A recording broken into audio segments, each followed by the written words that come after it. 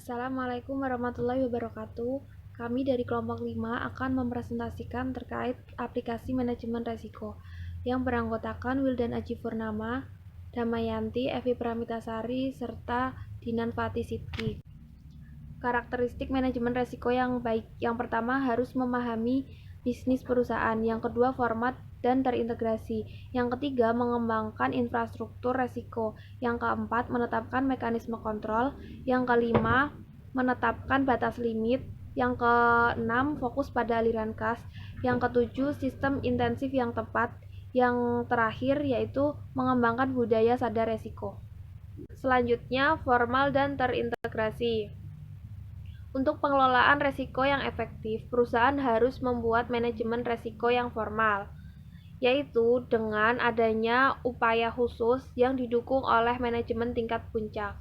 Secara singkat, manajemen resiko formal itu mencakup 3 hal, yaitu infrastruktur keras, yang kedua infrastruktur lunak, dan yang ketiga ada proses manajemen resiko.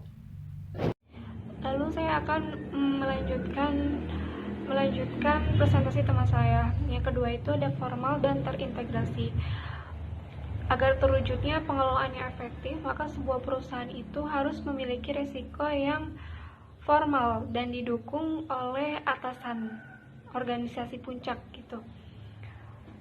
Nah, manajemen resiko yang formal itu terdiri dari apa saja sih? Di sini ada 3 ya, ada infrastruktur yang keras, lunak, dan proses manajemen resikonya itu sendiri. Yang pertama itu infrastruktur keras seperti ruang kerja atau seperti komputer. Nah, yang infrastruktur lunaknya itu seperti budaya kehati-hatian. Lalu yang terakhir proses manajemennya itu seperti identifikasi resikonya, lalu pengendalian risikonya seperti apa. Lalu yang ketiga ada mengembangkan infrastruktur risiko. Jadi mengembangkan infrastruktur risiko juga salah satu hal yang diperlukan agar terciptanya manajemen risiko yang efektif. Dalam perusahaan itu, mereka menggunakan infrastruktur yang bervariasi. Selain infrastruktur juga, mereka harus menyediakan sarana dan prasarana yang mumpuni untuk menjalankan sebuah perusahaan. Karena sarana dan prasarana itu juga harus ada dalam sebuah perusahaan. Nah, yang keempat adalah menetapkan mekanisme kontrol. Untuk menciptakan manajemen risiko yang efektif, dan juga terikat dengan mekanisme kontrolnya, suatu perusahaan yang mampu menjalankan fungsi pengendalian yang baik, maka akan timbul juga mekanisme saling mengontrol. Jadi sebuah perusahaan jika mereka menjalankan fungsi pengendalian yang baik, maka akan timbullah suatu mekanisme kontrolnya. Yang pertama itu tidak ada orang yang mempunyai kekuasaan yang berlebihan untuk mengambil risiko atas nama perusahaan. Lalu yang kedua, tidak adanya pemusatan kekuasaan hanya dari satu atau orang saja. Untuk yang selanjutnya yaitu menetapkan batas atau limit dalam menjalankan mekanisme kontrol. Perlu juga diterapkan mekanisme di mana dimungkinkan suatu bentuk pengendalian yang dapat berupa penentuan batas atau limit. Nah, dengan adanya limit atau batas ini, manajer dapat menentukan batas kendali yang dimiliki. Yang selanjutnya fokus pada aliran kas. Aliran kas yang seharusnya menjadi perhatian perusahaan. Banyak kejahatan atau pelanggaran pada dasarnya ingin mengambil kas dari perusahaan. Nah, karena itu manajemen risiko yang baik harus bisa melakukan pengawasan yang memadai terhadap kas perusahaannya. Pengawasan tersebut bisa merupakan pengawasan yang sederhana. Misalnya ada otoritas untuk setiap cek yang dikeluarkan untuk transfer uang. Mekanisme pengawasan yang lain adalah pengecekan konsisten antara transaksi cost dan posisi kas. Sistem insentif yang tepat. Seringkali risiko yang timbul terkait dengan penyalahgunaan wewenang yang dimiliki untuk itu dalam rangka pengendalian karyawan, di samping dituntut untuk dapat diciptakan suatu mekanisme kontrol dan pengendalian yang baik. Juga diperlukan suatu bentuk sistem penghargaan.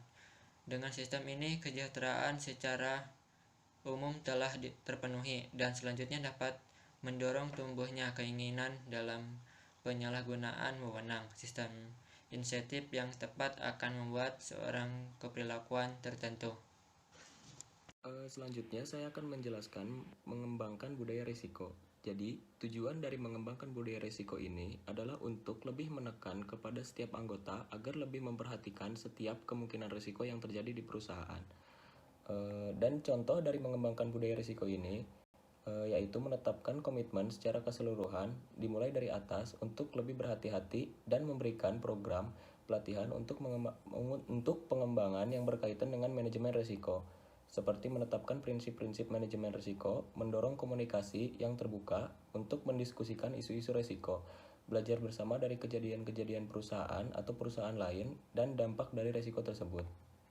Selanjutnya saya akan menjelaskan anatomi krisis subprime mortgage. Jadi, subprime mortgage itu adalah pinjaman atau kredit perumahan kepada nasabah yang tidak memenuhi klasifikasi prime atau nasabah yang memiliki resiko tinggi seperti menunggak pembayaran, gagal bayar di masa lalu, rumah pernah disita, memiliki pendapatan rendah atau pendapatan yang masih belum jelas, dan sebagainya.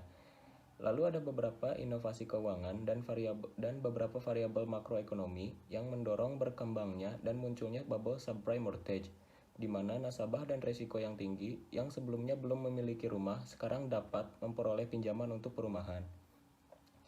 Dan pemerintah Amerika Serikat juga mendorong kepemilikan rumah kepada golongan minoritas. Sebagai contoh, pada tahun 1999, pemerintahan Presiden Clinton mendorong kredit perumahan kepada golongan minoritas, yaitu imigran dari Amerika Latin dan kulit hitam.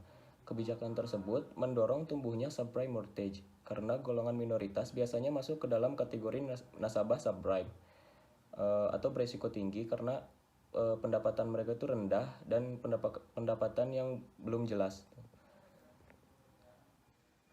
Pecahan gelembung perumahan atau bubble burst mulai terjadi pada kurang lebih awal tahun 2006. Tingkat bunga mulai meningkat sehingga nasabah yang mengambil ARM mulai harus membayar bunga yang lebih tinggi. Gagal bayar pun mulai terjadi. Jumlah penyitaan properti nasabah yang mengambil ARM meningkat 3 kali lipat. Selanjutnya ada penyebab dari terjadinya bubble and burst. Ada beberapa, yaitu yang pertama kebijakan tingkat bunga Amerika Serikat, yang kedua masuknya dana asing yang cukup kencang, yang ketiga kurangnya pengawasan atau kompleksnya instrumen keuangan di sektor perumahan, yang keempat ada spekulasi berlebihan, yang kelima ada moral hazard. Faktor-faktor yang disebutkan tadi dapat memunculkan krisis keuangan yang cukup signifikan dari mulai tahun 2007 hingga tahun 2008. Pelajaran sederhana bisa ditarik dari kasus subprime mortgage ini, yaitu inovasi keuangan bisa sangat bermanfaat. Dalam hal ini, membuat lebih banyak orang memiliki rumah, tetapi tanpa pengawasan yang ketat, inovasi tersebut bisa menjadi bumerang.